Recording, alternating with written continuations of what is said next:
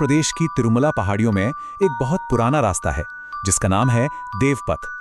कहते हैं कि एक जमाने में ये तिरुपति जाने का एक पवित्र रास्ता हुआ करता था, लेकिन आज ये एक ऐसा रहस्य बन चुका है जहां जाने की कोई हिम्मत नहीं करता। जानते हैं क्यों? क्योंकि इस रास्ते की एक ही पहचान है, जो भी इस रास्ते पर गया वो फिर कभी लौटकर वापस नहीं आया।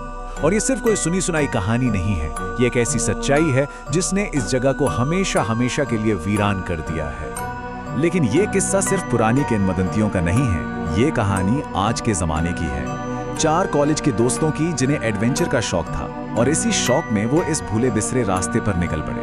उन्हें क्या पता था कि उनका ये सफर उनका आखिरी सफर होने वाला था।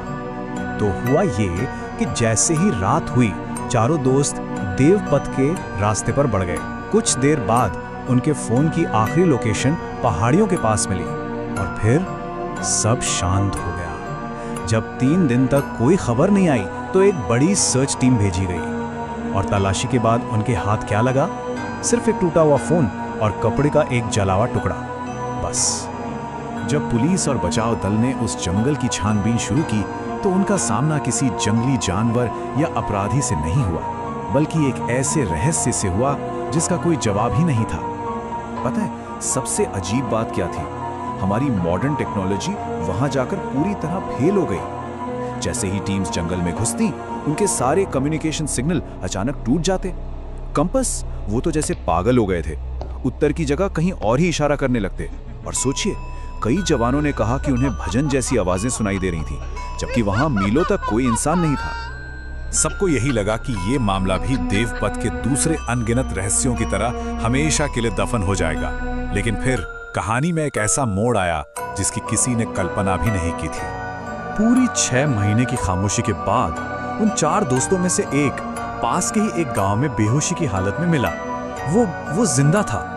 वो जिंदा तो लौट आया था, पर उसकी हालत ऐसी थी जैसे वो अपनी रूह उसी जंगल में छोड़ के आया हो। जब वो होश में आया तो हर किसी के दिमाग में बस एक ही सवाल था, आखिर उसने उस जंगल में क्या देखा था? कई दिनों तक तो वो चुप रहा, बिल्कुल खामोश। और फिर जब उसने पहली बार कुछ कहा तो सुनने वालों के रोंगटे खड़े हो गए। उसने कांपती हुई आवाज में कहा, वो जगह वो कोई मंदिर नहीं थी, वहां कोई और ही था। उसने आगे बताया, रात को मंदिर की घंटियां अपने आप बजने लगती थी, लेकिन वहां कोई पुजारी नहीं था। ये एक ऐसा खौफ था जो उसकी आंखों में साफ दिखाई दे रहा था। उस लड़के की कहानी ने देवपथ से जुड़ी एक सदियों पुरानी मान्यता को फिर से जिंदा कर दिया।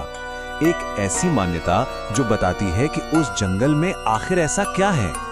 देखिए, वहां के स्थानीय लोगों का मानना है कि सदियों पहले इस जगह पर एक बहुत बड़ी पूजा रखी गई थी, लेकिन किसी वजह से वो पूजा बीच में ही अधूरी रह गई। और कहते हैं कि उसी अधूरी पूजा ने एक बेचैन शक्ति को वहीं बांध दिया है, जो हर अमावस्या की रात को जागती है और अपने भक्तों को बुलाती है।